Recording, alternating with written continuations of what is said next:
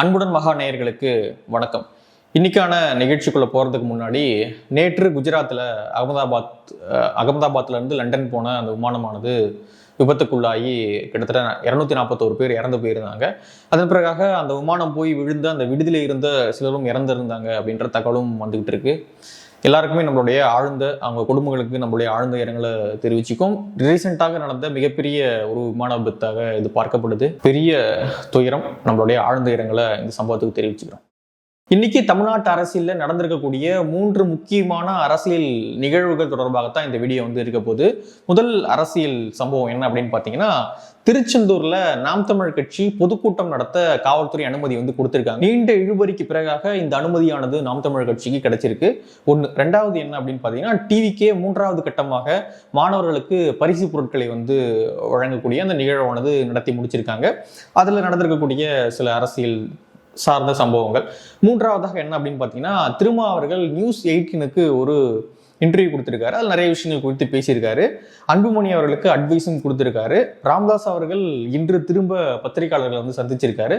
So இதெல்லாம் வச்சு இன்னைக்கான வீடியோ நம்ம பண்ணிடலாம். முதலாவதாக நம்ம பார்க்க போற சம்பவம் என்ன அப்படின்னு பார்த்தீங்கன்னா, திருச்செந்தூர்ல நாம் தமிழர் கட்சி கண்டன பொதுக்கூட்டம் நடத்த காவல்துறை அனுமதியானது கொடுத்திருக்காங்க. எதற்காக இந்த ஆர்ப்பாட்டத்தை, இந்த பொதுக்கூட்டத்தை நாம் தமிழர் கட்சி திருச்செந்தூர்ல நடத்துறாங்க அப்படின்னு பார்த்தீங்கன்னா, வர ஜூலை 7ஆம் தேதி காலை 6:15 மணியிலிருந்து 6:50 மணிக்குள்ளாக திருச்செந்தூர் செந்திலாண்டவர் அந்த முருகன் கோயில்ல கும்பாபிஷேகம் 12 ஆண்டுகளுக்கு பிறகாக குடமுழுக்கானது நடைபெற இருக்கிறது. அந்த குடமுழுக்கை தமிழில் நடத்த வேண்டும் அப்படின்னு சொல்லிட்டு இந்த பொதுக்கூட்டத்தை நாம் தமிழர் கட்சி ஐயா மணியரசன் அவர்கள் இன்னும் சிலர்லாம் சேர்ந்து அங்க நடத்துறாங்க, திருச்செந்தூர்ல நடத்துறாங்க. இந்த பொதுக்கூட்டத்துக்கு தான் நாம் தமிழர் கட்சிக்கு காவல்துறை அனுமதியானது மறுத்திருக்காங்க. அவங்க என்ன காரணம் சொல்றாங்க காவல்துறை அப்படின்னு பாத்தீங்கன்னா, இதுல நிறைய பேர் கூடுற மாதிரி தெரியுது அப்படின்னு அவங்க என்னென்னலாம் சாக்குப்போக்கெல்லாம் சொல்லி இதை தவிர்க்க முடியுமோ அந்த சாக்கு போக்கெல்லாம் சொல்லிட்டே இருந்தாங்க. நேற்று சீமான் அவர்கள் என்ன சொல்லியிருந்தார் அப்படின்னா, நீங்க அனுமதி கொடுக்கல அப்படின்னா ஆர்ப்பாட்டம் தடையை மீறி நடத்தப்படும், அதுல எந்த விதமான மாற்று கருத்தும் கிடையாது அப்படின்னு சொல்லியிருந்தாரு. உடனடியாக காவல்துறை அங்க இருக்கக்கூடிய நிர்வாகிகளை அழைத்து அனுமதி இப்பொழுது கொடுத்திருக்காங்க அப்படின்ற செய்திகள் வந்துகிட்டு இருக்கு. திருச்செந்தூர் முருகன் அப்படின்றது ஒரு தமிழ் கடவுள் அப்படின்றது பரவலாக எல்லாராலையும் சொல்லப்படக்கூடிய ஒரு வார்த்தை. முருகன் என்றாலே தமிழ் அப்படின்னு சொல்லப்படக்கூடிய ஒரு வழக்கம் உண்டு. அப்படி இருக்கும் பொழுது திருச்செந்தூர் முருகன் கோயில்ல 12 ஆண்டுகளுக்கு பிறகாக ஒரு குடமுழுக்கு சம்பவமானது நடைபெறுது, ஒரு நிகழ்ச்சியானது நடைபெறுது. அப்படி நடக்கக்கூடிய அந்த நிகழ்ச்சியில தமிழ்ல நீங்க குடமுழுக்கு பண்ணுங்க அப்படின்னு சொல்லி ஒரு ஆர்ப்பாட்டத்தை நாம் தமிழர் கட்சி நடத்துறாங்க.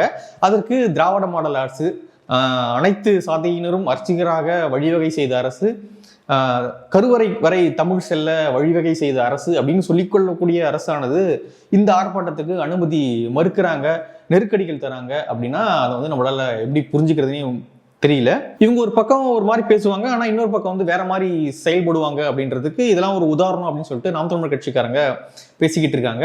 இவங்க ஆட்சிக்கு வந்த உடனே அனைத்து சாதியினரும் அர்ச்சராக்க போறோம் அப்படின்னு பெரிய புரட்சி நிகழ்த்திட்டோம் அப்படின்ற மாதிரி பேசிக்கிட்டு இருந்தாங்க. ஆனா கிரவுண்ட்ல அது நிகழ்ந்துதா அப்படின்னு பாத்தீங்கன்னா அப்படி ஒரு நிகழவே இல்லை அப்படின்னு தான் நம்மளுக்கு ஃபேக்ட் அடிப்படையில பார்க்கக்கூடிய விஷயமாக இருக்கு. என்ன அப்படின்னா, வயலூர் முருகன் கோயில ரீசெண்டாக இதே போல குடமுழுக்கு சம்பவமானது நடைபெற்றது.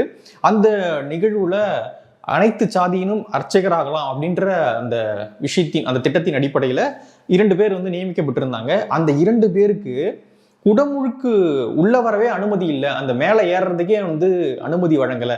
அப்புறம் அதன் பிறகாக அவங்க முதல்வர்கிட்ட கோரிக்கை வச்சு அந்த அனுமதியானது வழங்கப்பட்டுச்சு. அனைத்து சாதியினரும் அர்ச்சகராகலாம் அப்படின்னு திட்டத்தின் கீழே நியமிக்கப்பட்ட அந்த 2 பேர் 4 ஆண்டுகள்ல ஒரு முறை மட்டும்தான் கோயில் கருவறைக்குள்ளே போயிருக்காங்க அப்படின்னு அதிர்ச்சிகரமான ஒரு விஷயத்த அவங்களே சொல்றாங்க. நாங்க இதுவரைக்கும் கோயில் கருவறைக்குள்ளேயே போனது இல்லைங்க அப்படின்னு சொல்றாங்க. ஆனா இந்த அரசு என்ன சொல்றாங்க, தமிழ்நாடு முழுக்க நாங்க அனைத்து சாதியினரும் அர்ச்சகராக்கிட்டோம், எல்லாரையும் கோயில் கருவறைக்குள்ள கூட்டு போயிட்டோம், பெரிய புரட்சியை நிகழ்த்திட்டோம் அப்படின்றாங்க. என்னடா நிகழ்த்தினீங்க அப்படின்னு பாத்தீங்கன்னா, இதான் அவங்க நிகழ்த்தின சாதனை. இவங்கள நியமிக்கப்பட்ட அந்த அந்த ஆண்டுல இருந்து இதுவரை வந்து அவங்க ஒரு முறை தான் அந்த கோயில் கருவறைக்குள்ளே போயிருக்காங்க அப்படின்றது அவங்க சொல்லக்கூடிய விஷயமாக இருக்கு. சரி, அனைத்து கோயிலையும் தமிழில் அர்ச்சனை அப்படின்னு ஒன்று சொன்னாங்க இல்லையா, அன்னை தமிழில் அர்ச்சனைன்னாங்க. சரி, அதுவாச்சும் இவங்க செய்யறாங்களா அப்படின்னு பார்த்தீங்கன்னா அதுவும் எங்கேயும் செஞ்ச மாதிரி தெரியல. நான் பார்த்து இந்து சமய அறநிலைத்துறையினுடைய கட்டுப்பாட்டில் இருக்கக்கூடிய பல கோயில்களுக்கு போயிருக்கேன். அந்த கோயில்களில் வந்து ஒரு கோயிலில் கூட வந்து தமிழ்ல அர்ச்சனை பண்ண மாட்டாங்க. ஏன் பண்ண மாட்டாங்க அப்படின்னு அவங்க என்ன சொல்றாங்கன்னா, அங்கே வந்து போர்டு எங்கேயோ ஒரு ஒதுக்குப்புறமா வந்து கோயிலுக்கு ஒரு மூலையில ஒரு போர்டு போட்டு வச்சிருப்பாங்க, தமிழில் அர்ச்சனை செய்ய இவரை அழைக்கும் அப்படின்னு வந்து ஒரு நம்பர் போட்டு வச்சிருப்பாங்க.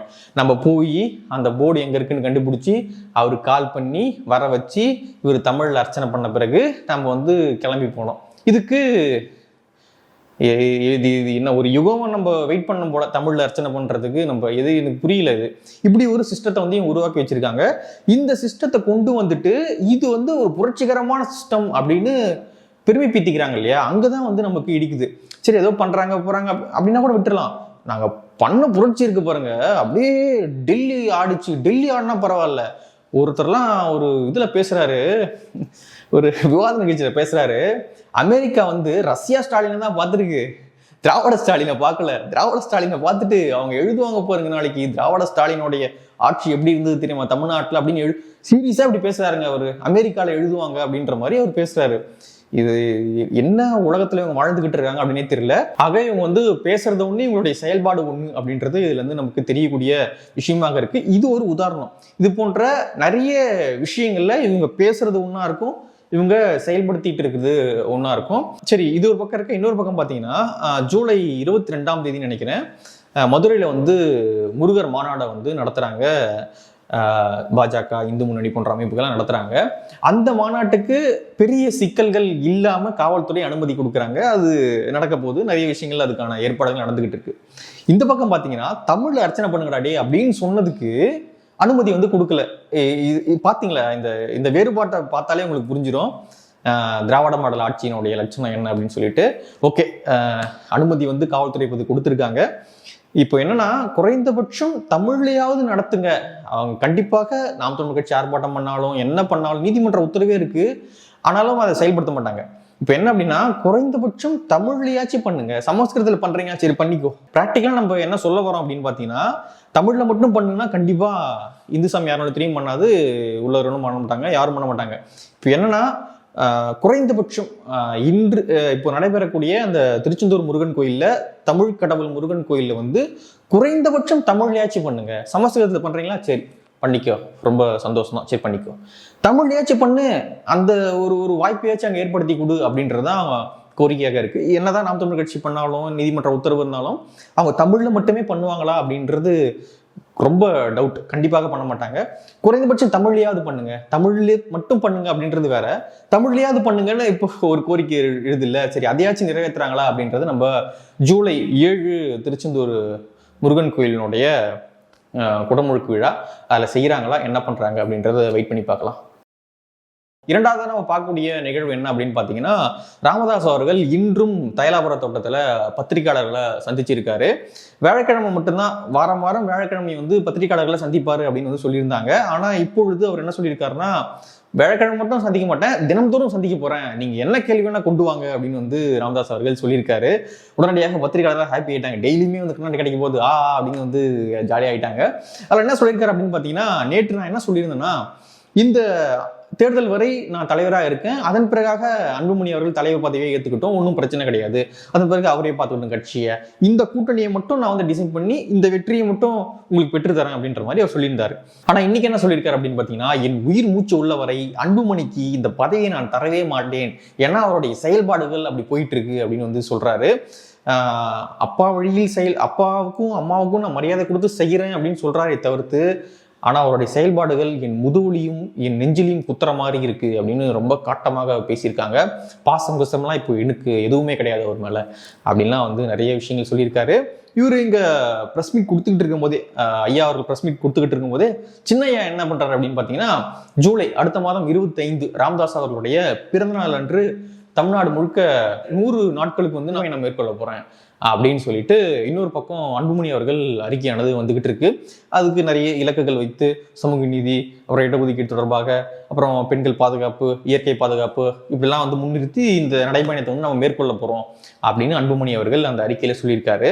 அது அறிக்கையை நீங்க பார்க்கும்பொழுது அதில் என்ன சொல்றாரு அப்படின்னு பார்த்தீங்கன்னா, நிறுவனர் ராமதாஸ், தலைவர் அன்புமணி ராமதாஸ் அப்படின்னு தான் அந்த அறிக்கையானது, அன்புமணி அவர்கள் வெளியிட்ட அறிக்கையானது வருது. இங்க பிரஸ் மீட்ல அவர் என்ன சொல்றாரு பார்த்தீங்கன்னா, நான் தான் தலைவர், நான் தான் கூட்டணியை முடிவு பண்ணுவேன், கூட்டணி பேசுறவங்க என்கிட்ட தான் பேசணும், அவங்களுக்கு தெரியும் யார்கிட்ட பேசணும் அப்படின்னு சொல்லிட்டு 26க்கு அப்புறமும் நான் வந்து தலைவர் பதவியை கொடுக்க மாட்டேன் அப்படின்னு ராமதாஸ் அவர்கள் இந்த பக்கம் பேசிக்கிட்டு இருக்காரு. இது எங்க போய் முடிய போகுது அப்படின்னு தெரியல. வட மாவட்டங்கள்ல பாமக வலிமையாக இருக்கக்கூடிய ஒரு கட்சி, அந்த கட்சி இந்த மாவட்டங்கள்ல வீக்கானா அந்த இடத்த யாரு ஃபில் பண்ணுவா?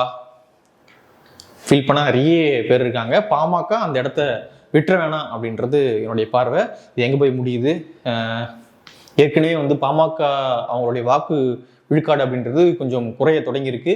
இப்படியான சண்டைகள் தொடர்ச்சியாக நடைபெற்று இருக்கும் பொழுது இது என்ன பண்றது அப்படின்னே வந்து அவங்க கட்சிக்காரங்களே வந்து குழம்பி நிற்பாங்க. யார் பக்கம் போறது, என்ன பண்றது அப்படின்னு தெரியாம ரொம்ப குழம்பி நிற்கிறாங்க.